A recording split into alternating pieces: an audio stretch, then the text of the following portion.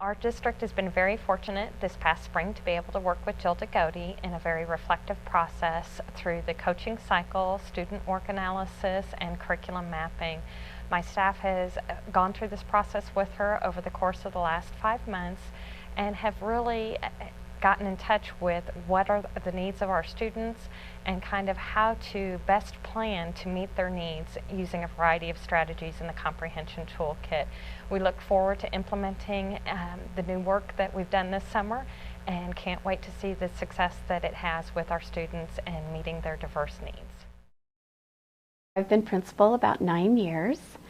And we are a high poverty school. When I first came here, it was about 85% poverty, and now it runs right around 68%. My role has been, well, I had a strong background in teaching in the classroom, and I think that's an important piece to our success at Daffodil.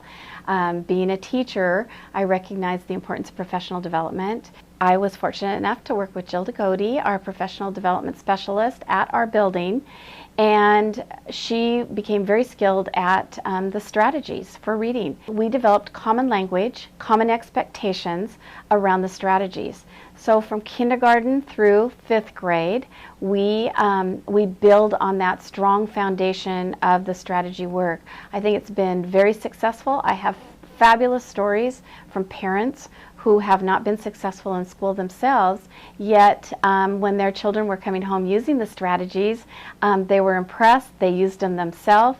It's a real success story. We have non-negotiables here at Daffodil, and that's that the classroom, for one, is set up for successful reading, successful writing, and successful math areas. We as a staff hear the same thing, so through our professional development we are hearing it, and it is expected in the classroom. I should see good strategy work every single day when I'm in the classroom. Children should know their learning targets.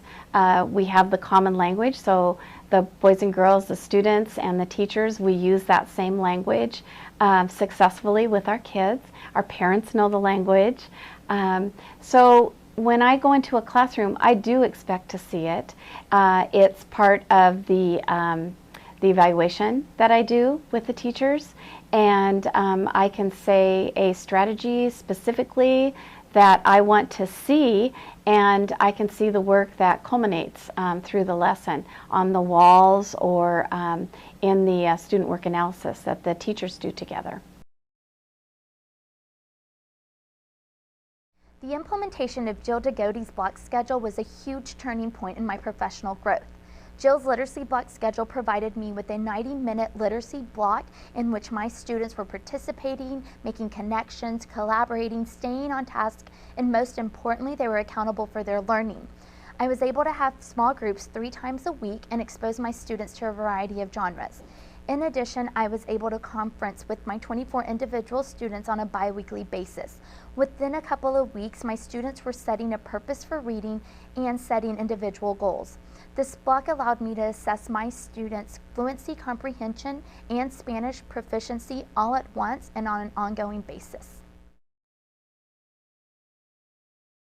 When I confer with students and really listen to their conversations, it gives me a great idea of how they're responding to the text, also what kind of text they're reading, what strategies they're using while they're reading that text, and where we need to take our teaching, or where I need to take my teaching to the next level. Whether it's to have them create deeper questions, or maybe if they're not picking up on the important facts when they are reading, if it's nonfiction. Also, I've learned that through conversations with my students, I get a deeper sense of who they are as readers and as individuals.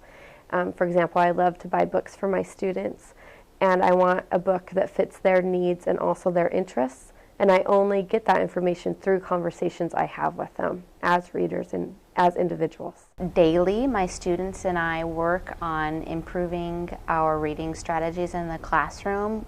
I have my children sit in what I call a grand conversation circle, where they share their thinking, they share their work that they've done in groups or as individuals, and I take notes as the students are sharing, and while they're sharing, I am informing my instruction on what I'm going to do next. I use the comprehension strategies throughout the day, whether we're doing science or social studies. We use questioning when we read about famous Americans in social studies, such as Rosa Parks, Martin Luther King Jr. We also determine important facts. And this spring, we recently did a poetry unit where we incorporated the comprehension strategy of visualizing. Students listened to a lot of great authors and visualized the words that the authors wrote. And then in turn, that translated or went into the students' writing, where they created vivid poems that created mental imaging as well. Well, when the kids come to the library, no matter what text I'm sharing with them or what story, I'm always encouraging them to listen to their inner conversation and share their thinking. And that has, of course, been modeled by both the classroom teacher and myself in the library. And so as we read along, I'm sharing whatever strategy is appropriate. So we'll stop and talk about it and share thinking, and then I encourage the kids to do so as well, share their inner conversation as we go along, and that's just become part of what we do in the library together.